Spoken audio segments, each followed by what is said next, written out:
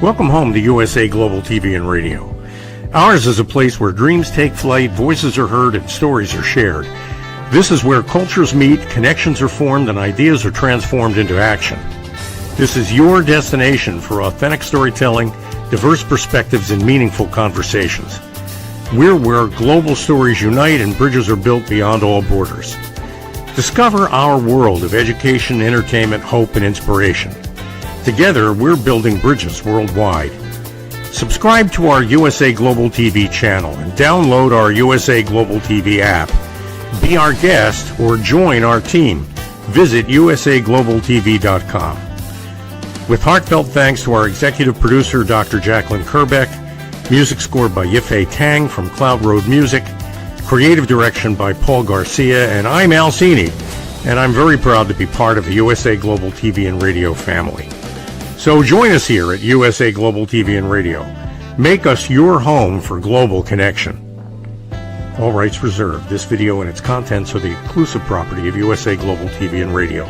Unauthorized use, duplication, or redistribution in any form is strictly prohibited. Thank you for being a part of our global community. Let's inspire together. Good morning, good afternoon, good evening. Welcome home to USA Global TV and Radio, where we proudly provide world-class entertainment, education, hope, and inspiration. I'm Dr. Jacalyn Kerbeck, the founder and president and chief listening officer here at our network, which is global. We are now in 60 plus countries, and it is an absolute delight and pleasure and honor to be here with you today for our show, which is the Mallorca Connection. And you may be thinking, Mallorca, what does that have to do with anything they're going to talk about today? Well, the star of our show, Mr. Roland Friedl, he actually lived on the beautiful island of Mallorca when I met him a number of years ago. And that's where he started doing his shows. And he's now done hundreds of episodes. He is an entrepreneur. He's a mompreneur. He's obviously a television show host. And he is an author. He is someone who does extensive amounts of work advocating for men. And he's here today to help us figure out, what do we do when we have had a major crisis in our life? How do we restart? Let's welcome my dear friend to the program. Hello, Roland. How are you today? Hello, Dr. Jacalyn. Yeah, thank you. Great. And thanks for the amazing introduction. And hello to our audience. Hello, hello. Hello, everyone. Hello. So, Roland, why don't you give a little bit of background, especially to our new viewers, about your connection to Mallorca and why you chose the name The Mallorca Connection to be the name of this TV show. Yes, yeah, thank you. Yeah, to make a long story short, I'm when I was 5 years old, I saw the first time the sea. I'm born and raised in Austria, beautiful country in the middle of Europe, but we don't have sea access. We lost it in World War I. And it was always my dream, sea. I don't know why, I love the sea. So I was 5 years or something like that. With my neighbors, I could go to the sea for 1 week, and I came back and it was a flash. And I said, well, one day I'm going to move to the seaside. My dad said, everyone, but not you. But anyway, so this was always a dream that drove me. And I went to school, I went to university, and my dream was going live on the seaside, and then, getting in the corporate world, starting my own businesses, becoming a father of 3 and stuff like that. And you're in this treadmill, and then I got, at the end of my relationship with the mother of my child, I was saying, what I really want in life. And so I decided to separate. I decided to go a new way, and I moved to the seaside. This was my dream. So I was looking where to go. I was thinking about, I love Asia, because, I've been traveling around the globe for business. I was thinking about Asia. I was thinking about the Caribbean side, or maybe to go to the Pacific side of Peru. So where to go? And I said, no, I'm going to stay in Europe, because I do a lot of trainings. I have to fly to my clients anyway, but I also do a lot of online stuff. And it's difficult when you have a lot of time differences, 6-9 hours, stuff like that. So where to go in Europe? And I was playing a lot of golf at the time, so I was looking for, I need a good place on the seaside. I need the option that I can fly every single day, because most places in the south of Europe, in the seaside, Mediterranean Sea, out of season, there are no airplanes going directly, so I need airplanes directly, can fly all over the world. I need golf courses. So I found Mallorca. It had at the time, I don't know, I left it 3 years ago.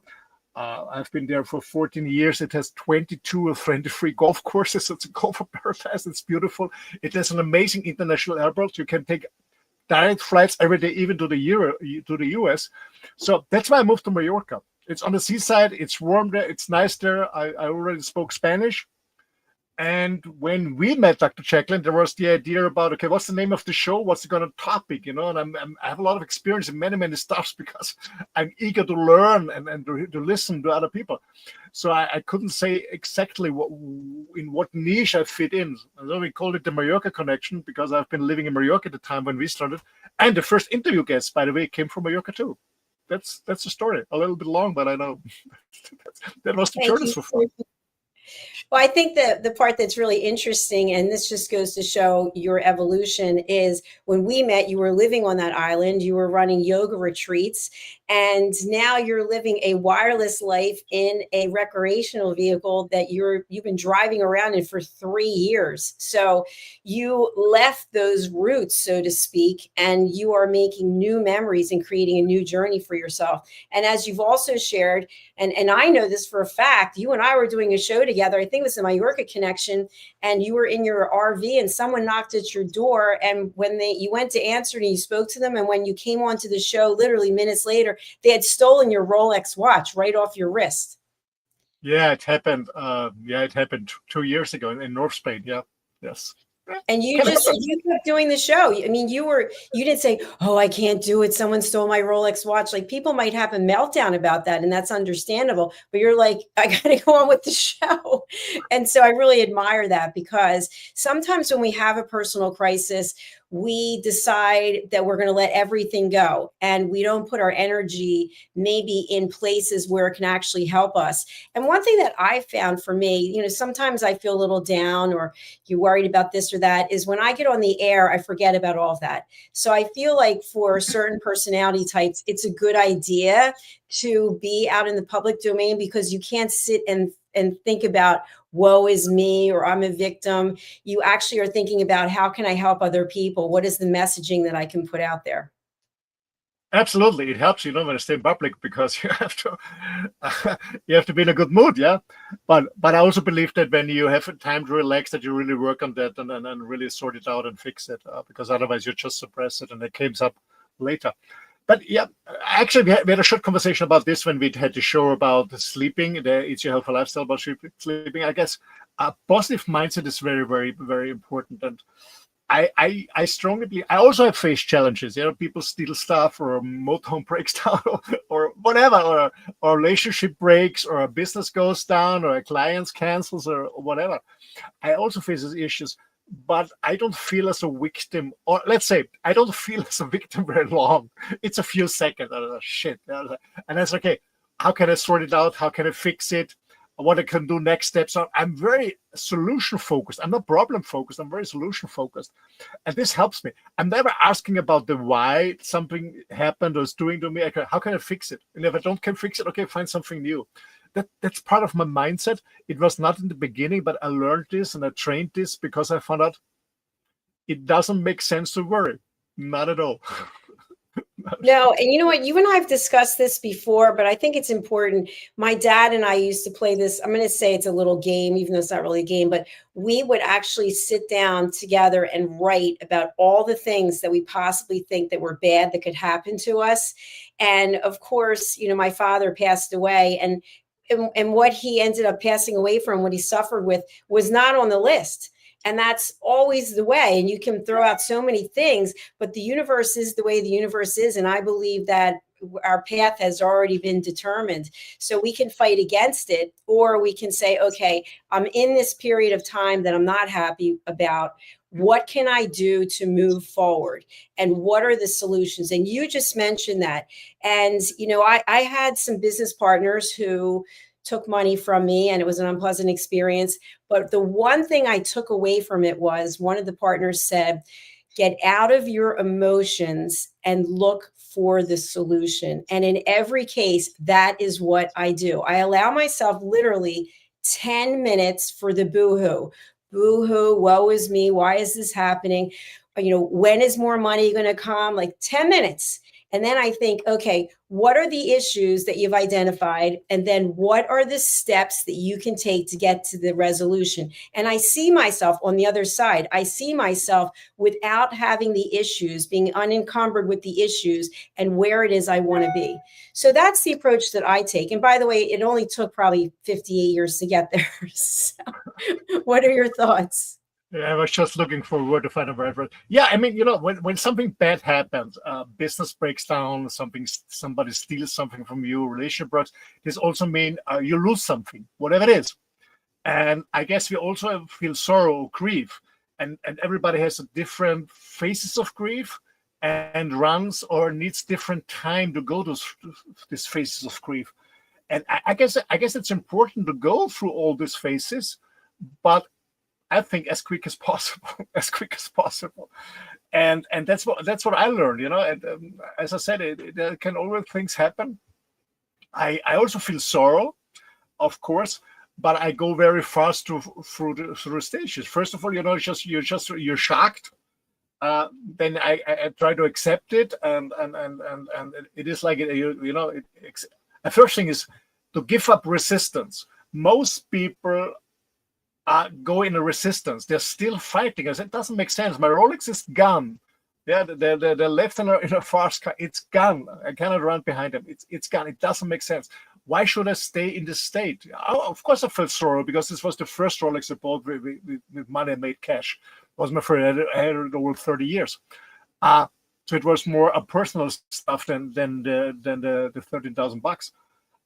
But it's gone. I cannot change everything. So I went very fast through this phase. I was sad. I was shocked. I was sad. I was pissed off. I was pissed off that it happened to me because I heard about that people are stealing expensive watches from the wrist. I said, how can this happen? Because a Rolex is quite heavy, and it happened to me anyway. So I was really pissed off about myself. The anger was more about myself than the other person. I said, I cannot fix this. I'm okay. Nothing happened to me. I'm still alive. I'm still happy. If I want another one, I will buy one. So I go very fast through these phases. That's what I do. And I think this is so important that people learn, not suppress it, go through these phases of grief, of sorrow, but keep it as short as possible. That's my advice. I love that because that's also in alignment with what I teach about setting boundaries. And, I've shared this story before, so I'll just keep it brief. But in another business situation, I hired a company that was vetted by another colleague, and I paid them to get me a book signing in London. I paid for 100 books to be published and distributed. And then when I was in London, I went to the bookstore and I didn't see any signage about the fact that I was doing a book signing in a few days. And I spoke to the manager, and they had never heard of this company. And the company never sent any emails or correspondence. And so I gave them grace, and I thought, you know what, I'll give them an opportunity to make it right. And they've not made it right. And not only have they not made it right, they've gone completely dark. And I think to myself, okay, I made a mistake by hiring them. I thought because they were vetted, it was somebody I could trust. And then I went on to a website where they actually have comments from people, and people said that it's a scam. So where I'm going with this is I gave them another chance, right? I put energy into that, giving them grace. And now I say to myself, will I put energy into negative opportunities of maybe a lawsuit or a legal some kind of legal ramifications? And I can't, because that's not who I am. But at the same time, I think, how can I let them get away with it? What if it happens to somebody else? So I'm sure there's all kinds of scenarios in life where people are torn between what is it that I should do. So for me, in my own body, to have peace, I have to let it go. And maybe that's how they keep getting away with these scams, is because people are leading with their heart. But I'm not looking at it for them. I'm looking at it for me. I don't want to put any money and time into going down some legal path. And then I believe the universe will come back and they will have to deal with what it is they've done. So that's the solution that I came up with. But that had to take a lot of control of my emotions, because when I was standing in that bookstore in London and I had the representative on the phone, and he's now talking to the manager of the bookstore, and he's telling the manager that they did send something. And the manager said, "Sir, do you have any confirmation that the author standing in front of me has been guaranteed a book signing in this bookstore, not only this week, but any week in the future?" And it was dead silence. And the person said, "No, I do not." And then I realized, wow, I put it out into the domain. They were doing social media marketing, letting everyone know that there was a book signing coming. But I had to take a step back. And so now, after giving them another opportunity, I have to say, that's it. So I have prevented them from doing anything on my social media. And I sent them an email that we were no longer going to be working together, having any correspondence. And so that's what I have to do to set a boundary. People might say that's stupid, that I should sue them. Absolutely. I think the same like you, Dr. Jacalyn, because, some things we can control and something we can't control. And I think, again, some things we try to influence. And I believe the same, that most of the time it doesn't make sense to fight, to go in resistance and fight. What is gone is gone. And I'm the same. It's not about giving up. It's just, clearing all arguments. Does it make sense to fight? Yes or no? Does it make sense to put more energy into it? And yes, and winning it or not? And when I don't have 100% go, I let it go. I let it go. I remember, when I was very young, I had a very, very bad accident. I was a runner. I was running like crazy marathons, stuff like that. And then a drunk guy hit me with 50 miles, unbreakable. So I'm still happy that I'm alive. He hit me on the road, and the loss. And I was 6 months in hospital and all this stuff to recover and stuff. And I still have a damage in my ear, so I cannot hear well on my right side. But anyway, and some things are broken and stuff like that. And so, of course, it was court, and we always met at the court again and again, and he had a good lawyer. My lawyer was really bad. He had a good lawyer, and there was a lot of fraud going on because I found out that my lawyer was involved with the company. This guy was working like that, so it was a big fraud. And after 3 sessions on court, I guess after 2 years, I said, "Stop. I don't want it. I don't want the money. I don't want anything. I give up because I want to make peace. I want to make peace and forget it, because it's always in my mind. Your body is also damaged, but I don't want to have it in my mind again and again and again. I'm thinking about what I can do at the court and being another. I want to get rid of it, say goodbye. I'm still alive. I'm still alive, and let it go. And the same was with my Rolex. So if something is gone, for me, it doesn't make sense to fight. But if it's clear to fight, so I ask a lawyer can we win it 100%, I go for it. If not, I not. And the same like for the Swiss company I was working last year, this camping company, who didn't pay me my expenses and nothing, a big fraud. Yeah, I didn't fight in court because I said maybe they don't have any money. Doesn't make sense. So yeah, I focus on new things. That's my strategy. Yeah, I agree with you. I like that. And I think somebody has said to me, maybe it was you, but money, currency, it's an energy, and it comes and it goes. And I found many times doing coaching, and maybe you have as well, that money is the central issue for a number of people, that if only they had more money, they would do this and do that. So they don't actually put themselves out there to new opportunities because they can't afford it. They don't have the money to do it. But yet what they don't realize is if you made the effort to do something new, to try something new, it's possible that would lead to more money.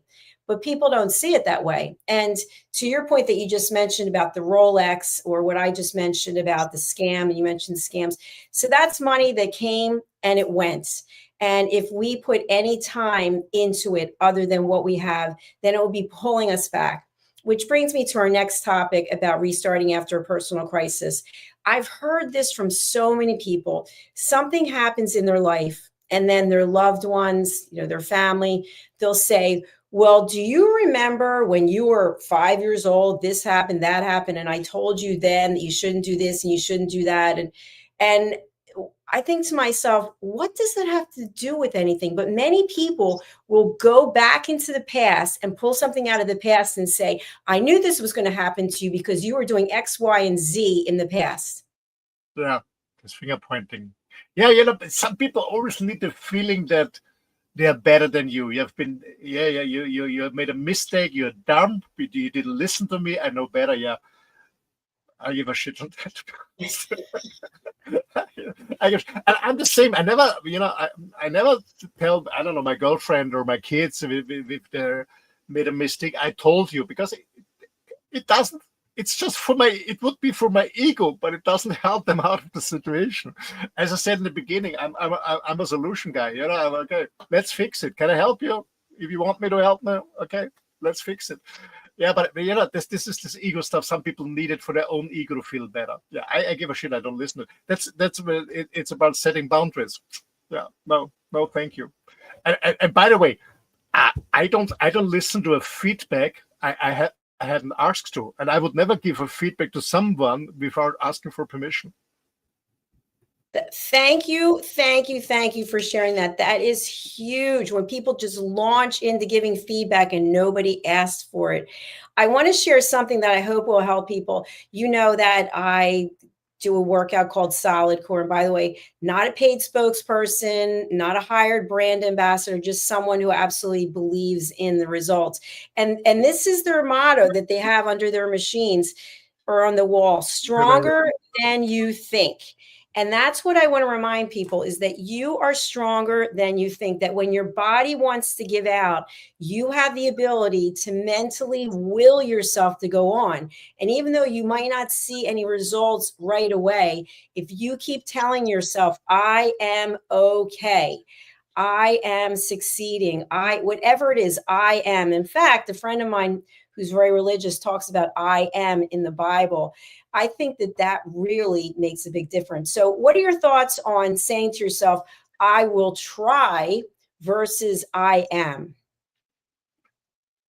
I'm not trying, I'm doing. And because my own experience is that we don't use 100% of our capability of our brain, and we don't use 100% of our capability of our physics and of our, sorry about my motivation. I know that we can do much more.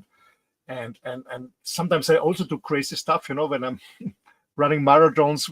For example, when I talked about this accident I had, when this car killed me almost, I came out after 6 months of hospital, and 2 weeks later I was running a half marathon just to think, okay, if I can do it. And then I was running a marathon with a lot of pain just with my head. And then I was running a second marathon because before the accident I told a friend of mine, I run with you, because he asked me, it was his first marathon. I know that we can do a lot of stuff. Some people say this is crazy.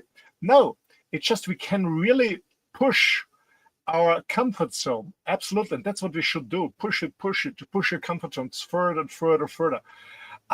Because we can do much more than we think about it. 100%, Dr. Jacalyn, 100%.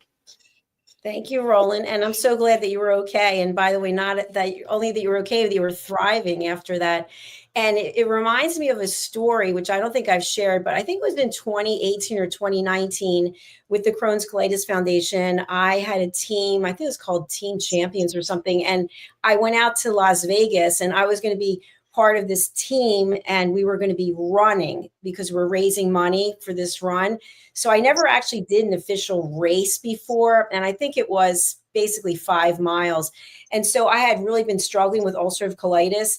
And I said to myself, like on the plane ride over, I was saying to myself, you're not going to be able to do it. You're going to get sick. Like, you're not going to be able to do it. And that morning, I really had, like, I was so far into my, you can't do this. You can't do this. You're just going to walk. You're not going to run. You're just going to walk. And the craziest thing happened as I was headed out to the race. You had to walk like a mile, I think, to get there, half a mile. I lost my team members, and I ended up falling in line with this woman. I did not know who she was. And she told me that she had recently gotten out of the hospital. She had to be operated on. Everyone there was pretty much Crohn's and colitis, And so she had really been struggling, and she had a surgery, and she was going to be running. And I thought, oh my gosh, she got out of the hospital. She's running. And I'm just sitting here going on and on. So we decided that we would start together. You know, they have those big arches and everybody starts at a different time. And anyway, it was amazing because I actually started running. And not only that, I was like empowered. I was really running. And I finished, I believe, first or second in my age category. And so what went from, I'm not going to do this, I can't do this, I'm going to walk, went to not only did I not walk, I ran and I placed. 100%. 100%. Absolutely 100%. It's all up here. Yeah, absolutely. We can do it. And you know, when I did this 2 marathons and a half marathon after my hospital, but I don't run anymore because the doctors afterwards said it's cool what you're doing, but it doesn't make sense anymore. So I walk my dog and do hiking stuff. I'm not running anymore. But anyway, but what motivated me at the time was I always was, and I'm still am, a huge fan of Muhammad Ali. Ali, for this boxer, this was I don't know, he's a role model. And I don't know if it's true or not, but there was this conversation, maybe it's a myth or maybe it's real, I don't know, between Arnold Schwarzenegger and Muhammad Ali. And Arnold Schwarzenegger asked Ali, Schwarzenegger was always working out very, very hard. You know, he came to the US very young, nothing, no money. His dream was becoming a bodybuilding world champion and then building up companies and stuff like that, becoming governor of California. So a very driven person. And he asked Ali many, many years ago, how many push-ups are you doing? And they said, I have no idea because I start counting when it hurts, when the pain comes in. And this motivated me. Sorry. When I came out of the hospital, I said, okay, I run. If it's pain, I run. I can do it. And I always think about Ali, you know, I start counting when the pain comes in. And it's working. That's fantastic. I love that you shared that. And I have something to add to that as well. So this weekend I was taking solid core classes, and the one yesterday seemed to be a lot harder. And by the way, they're as hard or as easy as you make them, but your body is shaking if you're getting to 2nd degree muscle failure. And that's the whole purpose of it.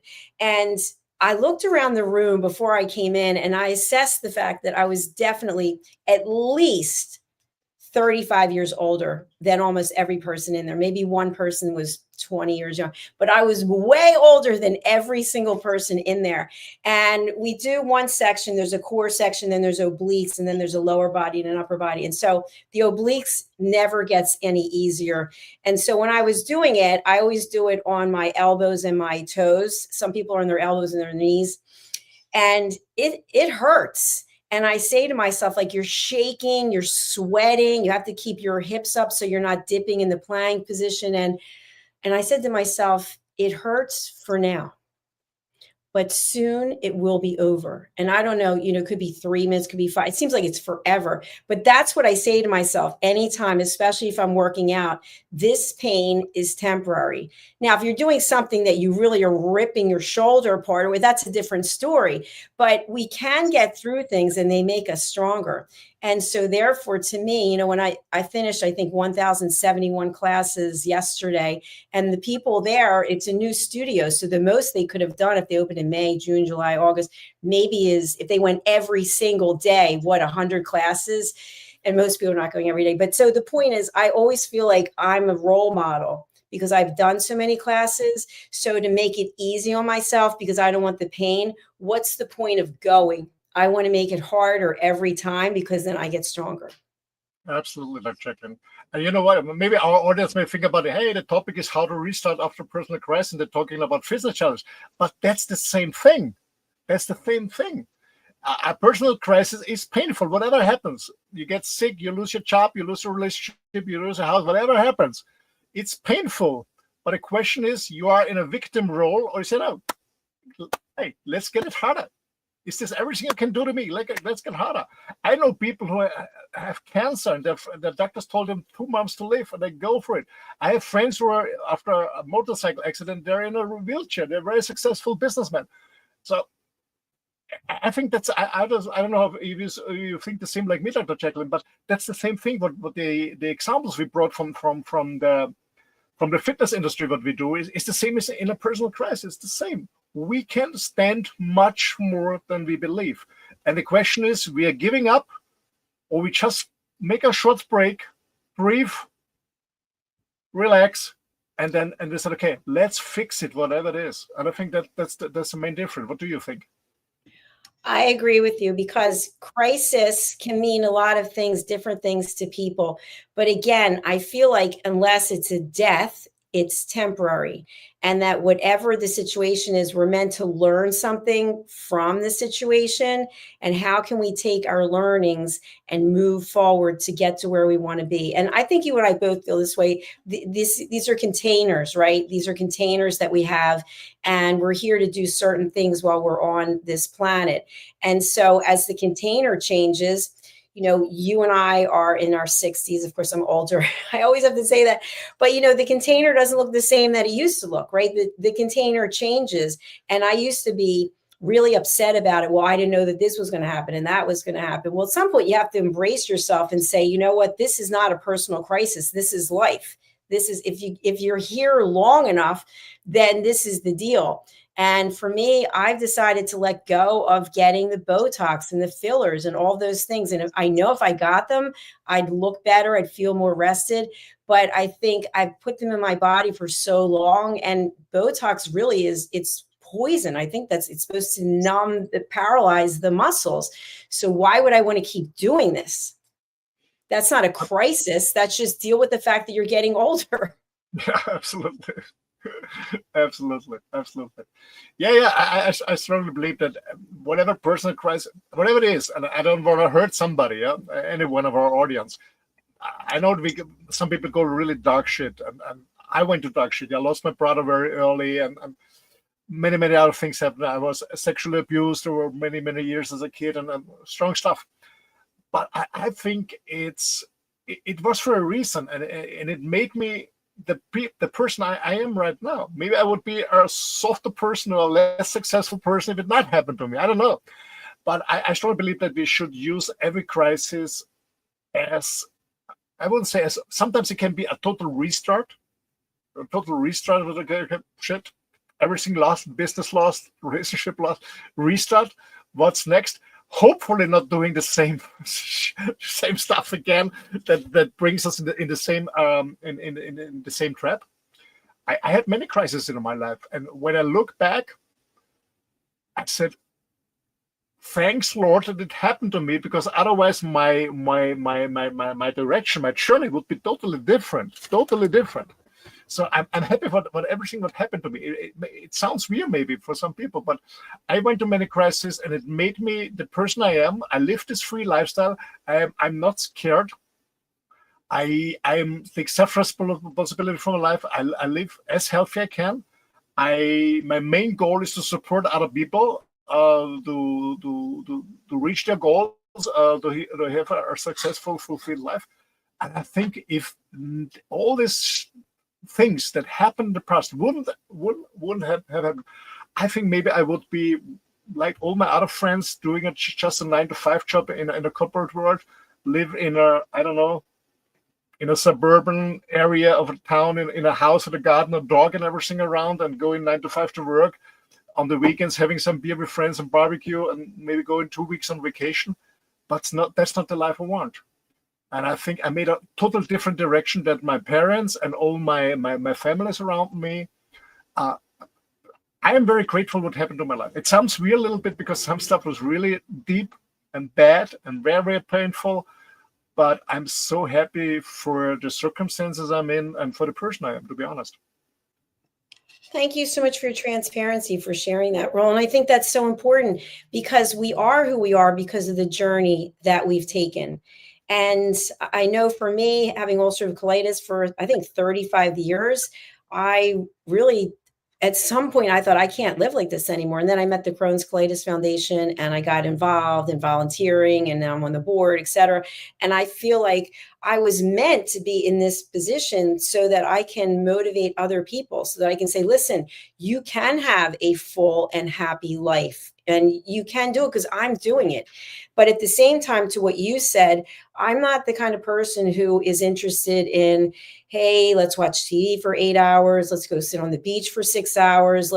I have things I want to accomplish. And at the same time, I'm doing self-care, but I know I'm not everyone's cup of tea, because I think after you're 55, at least in the States, you're supposed to retire. You're supposed to play golf and do this and do that. And I've played golf. I have no interest in playing golf again. Sorry, golfers. I don't want to spend 8 hours doing something, because I'm missing out on all the creative things I can be doing. And so I honor everyone out there who loves to play golf. I'm just saying it's just not for me. That's interesting. Some years ago, when I've been living on Mallorca, some friends of mine told me, "Hey, Ron, you make good business. When you're going to retire? You're going to retire earlier?" I said, "No." And I said, how long do you want to work? And I said, as long as it can get up the gangway to the airplane to see my clients, and it doesn't look really bad. I'm gonna work. I'm gonna work. I don't think about retiring, because I love what I'm doing. Same like you, I love what I'm doing. I want to accomplish things, and I think it's for me, it's an honor and a real gift when you stay healthy and fit, and you have something really, you found a purpose that you really drives you in the morning to get up, and you can't wait to do what you're doing. I think this is a real gift that most people never had in their life and never experience. And this is a gift for us, and we don't think about retirement. No, absolutely not. Maybe do a little bit less, maybe a little bit slower, because we are wiser, we're more experienced. Maybe doing less mistakes and stuff like that.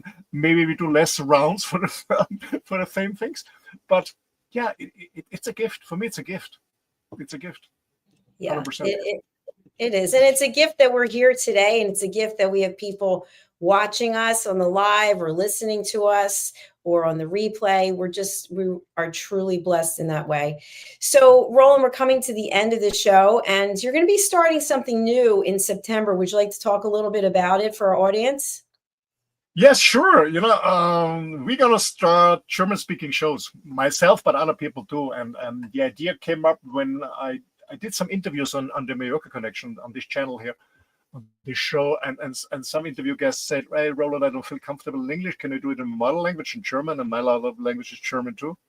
So we started, and then we had a conversation, Dr. Jacalyn and myself, and I said, "Okay, why don't we offer German-speaking shows?" And I've been working on a concept, and then one and one came the next step and next step, next step.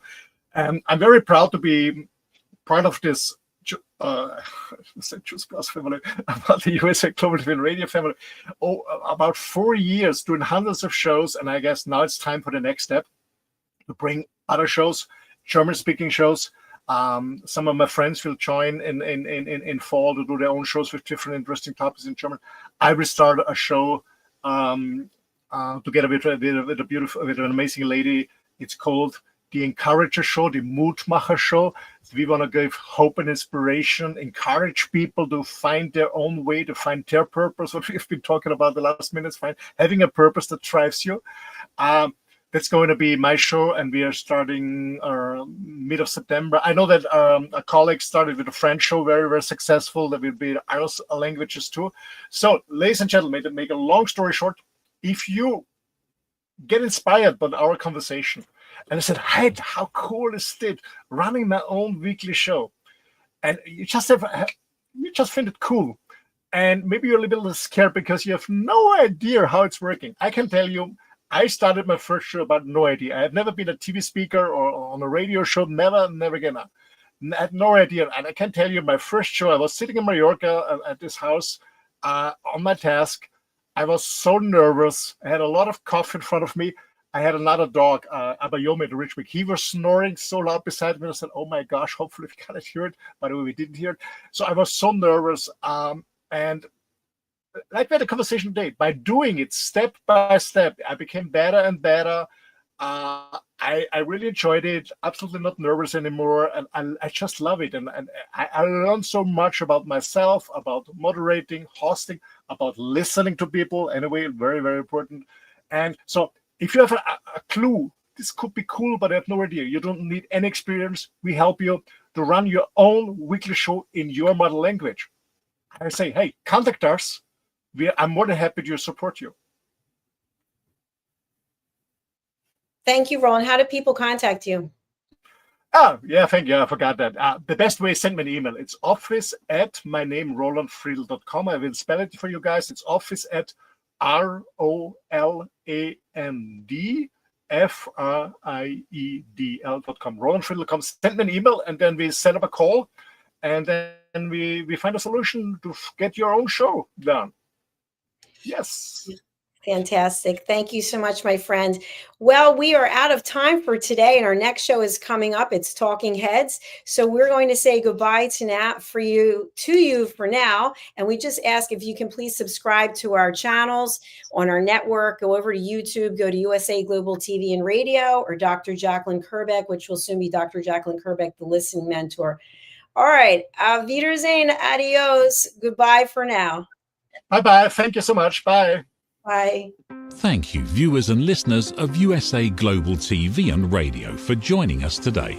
We're honoured to have your time and attention as part of our global community. At USA Global TV and Radio, we believe in the power of authentic conversations, meaningful connections, and creating a world of possibilities together. Want to be part of something bigger? Join our team of elevated listeners at usaglobaltv.com, a space where your voice matters and your ability to listen transforms relationships. Stay connected with us across all our platforms for thought-provoking discussions, expert insights, and empowering stories. Subscribe to our channels at youtube.com/c/USAGlobalTV. Follow us on social media and explore the endless opportunities we're creating for growth, learning, and inspiration. Together, we're not just broadcasting, we're building bridges and changing lives one conversation at a time. For inquiries, contact us at info@usaglobaltv.com. Music by Johnny Dies. Produced by Executive Producer and Director Dr. Jacalyn Kerbeck. Voiceover by Mike Porter. Creative direction by Paul Garcia. All rights reserved. Copyright 2025. Visit usaglobaltv.com to view our full terms and conditions.